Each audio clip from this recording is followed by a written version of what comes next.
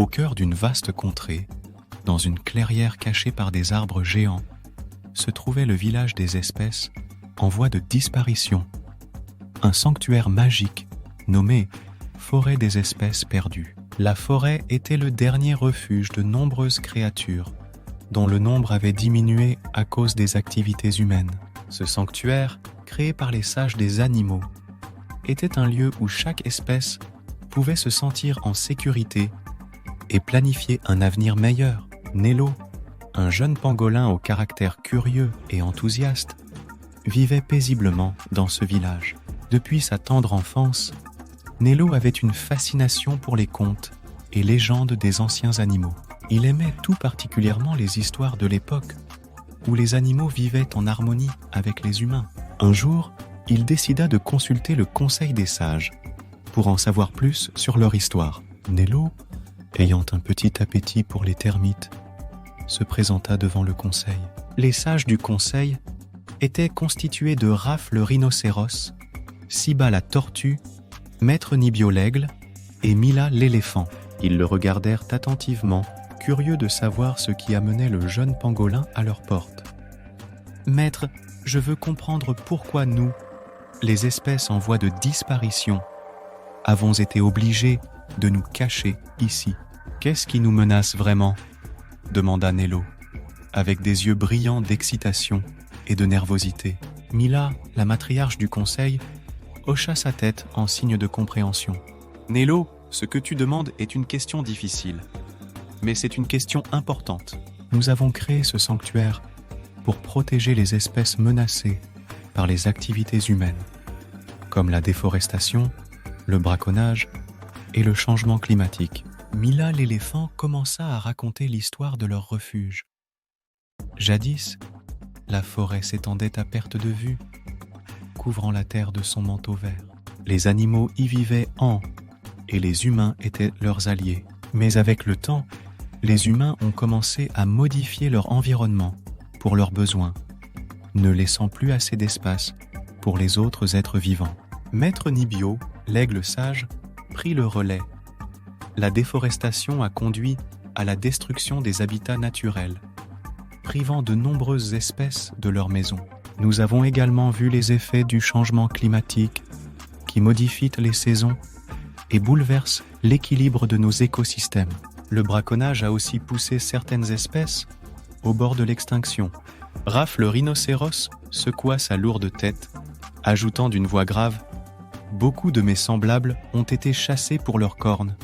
Malgré leur interdiction, les humains cherchaient à les vendre pour de l'argent ou pour leurs prétendues vertus médicinales, malgré le fait que ces dernières sont sans fondement. » Nello écoutait attentivement, les yeux écarquillés. Les récits des sages se poursuivirent, détaillant les défis que chaque espèce avait dû affronter pour survivre aux activités humaines. Siba la tortue ajouta sa part d'histoire, rappelant la menace que représente la pollution plastique. Les océans et les plages sont remplis de plastique qui nous étouffe et nous piège. Les humains doivent apprendre à gérer leurs déchets, sinon nous n'avons aucune chance. Après avoir écouté ces récits, Nello se rendit compte de l'urgence de la situation. « Que peut-on faire pour changer les choses ?» demanda-t-il, espérant trouver une solution pour son espèce et toutes les autres. Inspiré par les histoires du conseil, Nello réfléchit longtemps.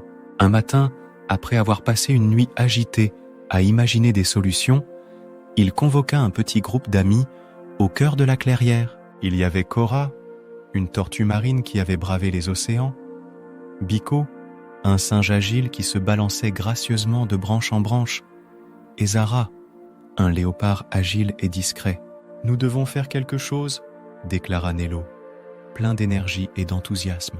« Je ne veux pas rester ici et attendre que tout s'effondre.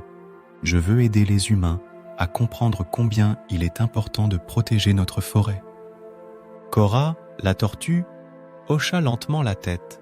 « Je suis d'accord, nous devons montrer aux humains la beauté de nos maisons.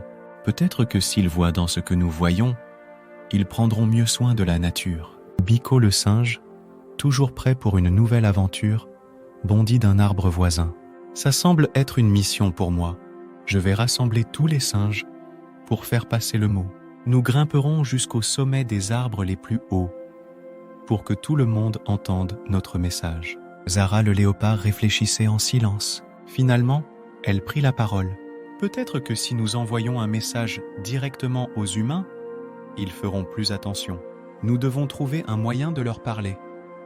Ainsi, le groupe décida d'organiser une campagne de sensibilisation audacieuse pour éveiller les consciences humaines sur la nécessité de protéger la forêt et ses habitants.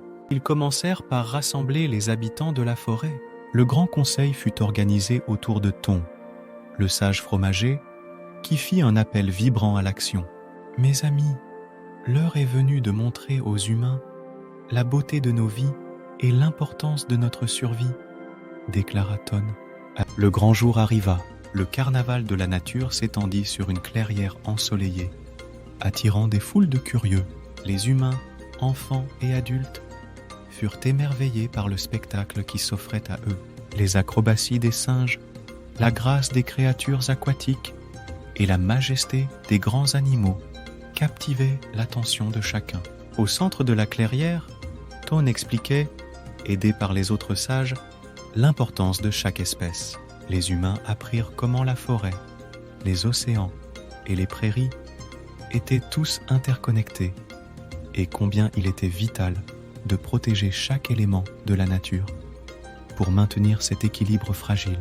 Les humains furent émus par la passion et la persévérance des animaux pour sauvegarder leur environnement. Certains enfants, touchés par le message, firent la promesse d'adopter des habitudes de vie plus respectueuses de la nature. Les adultes, quant à eux, promirent d'éduquer leur communauté à mieux protéger la faune et la flore. N'oubliez pas de vous abonner et de cliquer sur la cloche pour ne manquer aucune de nos histoires inspirantes. Pour votre information, la liste des espèces animales en voie d'extinction est mise à jour par diverses organisations, notamment l'Union internationale pour la conservation de la nature, UICN. Par ailleurs, pour des informations plus précises et actualisées, je vous conseille de consulter directement leur site internet.